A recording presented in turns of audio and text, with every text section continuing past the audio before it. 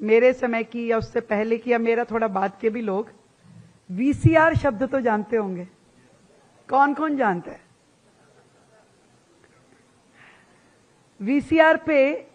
VCR को किराए पे मंगाते थे, खरीदने का तो था नहीं उस टाइम। रात को किराए पे मंगाते थे और पिक्चर देखते थे। कितनी पिक्चर देखी रात में मैक्सिमम आपने? हाँ, आप तो मुझे कंपटीशन दे रहे हो। मैं सोची मैं ही देखती थी। तो 3 पिक्चर मैक्सिमम व्यक्ति देख सकता है अगर आराम से देखे, पर क्योंकि एक और एक्स्ट्रा पिक्चर देखने को मिल जाए, फास्ट फॉरवर्ड कर करके 4 कैसेट खत्म करी जाती थी।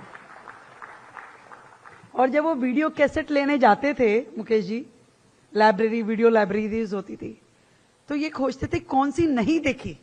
ये भी देख ली, ये भी देख ली, ये भी देख ली। अच्छा, ये 2 नहीं है, ये दे दो, और ये 2 बहुत अच्छी वाली थी, इसको रिपीट कर दो। तो ऐसे 4 वीडियो कैसेट लेके आते थे और रात भर में देखते थे। वो जमाना ऐसा नहीं था जब पेरेंट्स हमें हॉल के अंदर लेके जाते, पिक्चर दिखाते। वो जमाना ऐसा था कि एक टीवी और एक वीसीआर के साथ में पूरा मोहल्ला पिक्चर देखता था। उसका भी एक अपना मजा था। पर मैं बताना ये चाहती हूं कि फिल्में हमारे देश के कल्चर में बड़ी रची बसी हुई हैं। फिल्म इंडस्ट्री एक ऐसी इंडस्ट्री है जो लाखों करोड़ों लोगों को रोजगार देती है, देश को आगे बढ़ाने की व्यवस्थाएं खड़ी करती है, इकोनॉमी को स्ट्रेंथन करती है।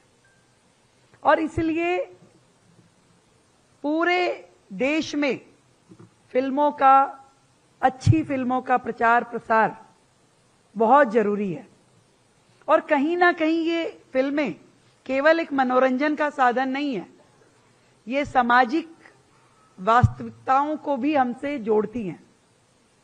किसी ने मुझसे पूछा कि आपकी फेवरेट मूवी कौन सी है, तो मैंने कहा ट्वाइलाइट एक प्रेम कथा। एक शानदार छोटे से विषय को उस मूवी में इतना सुंदर तरीके से प्रेजेंट किया कि हमारे पूरे देश में जहां ओपन डेफिकेशन इतना कैजुअल माना जाता है, उसे बुरा ही नहीं समझा जाता था। ये तो 2014 के बाद से आदरणीय नरेंद्र मोदी जी ने जब लाल किले से ये आवाज लगाई कि भाई देश की महिलाओं के लिए, उनके सम्मान स्वाभिमान के लिए हर घर में शौचालय होना आवश्यक है, तब भी समाज में संघर्ष था।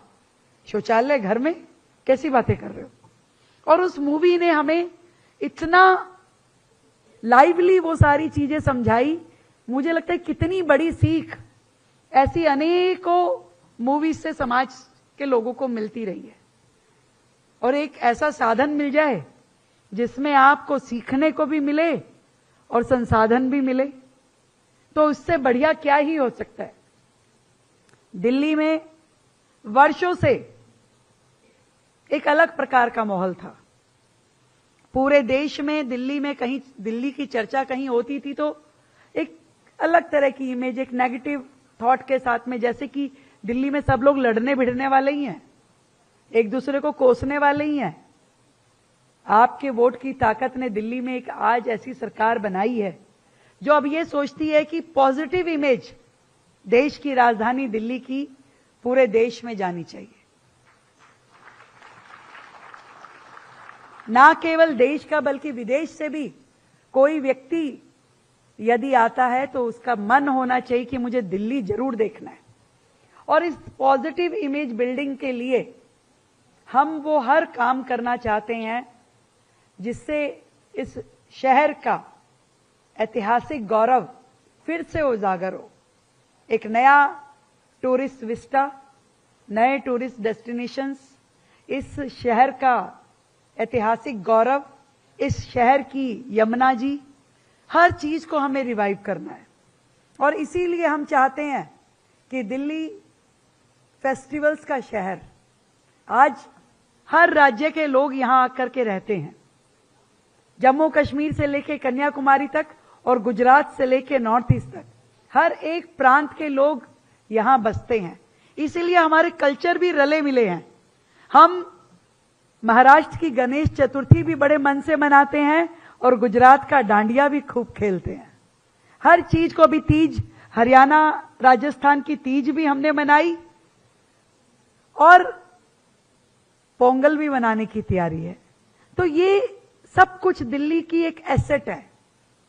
मिल करके जीवन जीना, एक दूसरे के कल्चर को एक्सेप्ट करना और उसे एंजॉय करना, ये हमारा व्यवहार है। दिल्ली जैसा तो कोई प्रांत है ही नहीं पूरे देश में जहां आपको इतना कुछ वैरायटी देखने को मिलती है। विभिन्नताएं, ड्रेस की, परिधानों की, खाने पीने की, भाषा की, हर चीज में मजा आ जाता है, त्योहारों की। और उसमें हम लोग मिलकर के अलग अलग इंडस्ट्रीज को इस दिल्ली शहर में इनवाइट कर रहे हैं। हम चाहते हैं कि यहां का टूरिज्म बढ़े, यहां का एजुकेशन टूरिज्म बढ़े, यहां का हेल्थ टूरिज्म बढ़े और इसके साथ ही यहां का फिल्म टूरिज्म भी बढ़ना चाहिए। एक नई स्टेट फिल्म पॉलिसी लाने की भी हम तैयारी कर रहे हैं और ये भी हम चाहते हैं कि फिल्मों की शूटिंग्स भी यहां पर हो, फिल्म फेयर अवार्ड भी यहां पर हो और फिल्म फेस्टिवल भी यहां पर हो। एक भव्यता के साथ में दिल्ली में देश के कोने कोने से लोग आए, वो देश विदेश से लोग आए और मिल करके दिल्ली को ग्लोरीफाई करते हुए हम इन आयोजनों को करें। आज आपने उस इरा में पैर रख दिया है, एक शुरुआत कर दी है, काम का आगाज आपने किया है, इसे अंजाम तक पहुंचाने का काम दिल्ली सरकार करेगी।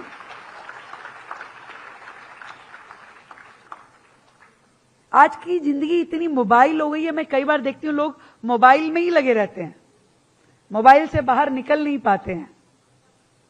अब वो बैठ करके 3 घंटे मूवी देखना और उसे एंजॉय करते हुए बाहर निकलना, ये एक अपने आप में मानसिक संतुलन के लिए भी ठीक है, जरूरी है कि भाई थोड़ी देर दिमाग को भी रेस्ट दीजिए। नहीं तो 24 घंटे वो मोबाइल का बटन, जो आपका मैसेज टोन है, वो दिमाग में बजता रहता है। टन, कोई मैसेज आ गया, अब रिंग टोन आई तो वो रिंग टोन आपको सोते सुनते भी सुनाई देती है।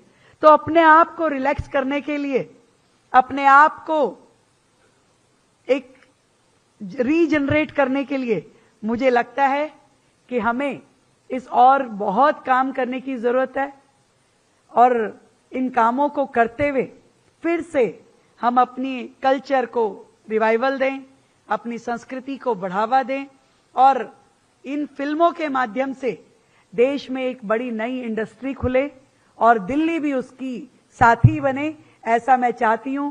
आए हुए सभी अतिथियों को मेरा बहुत बहुत प्रणाम।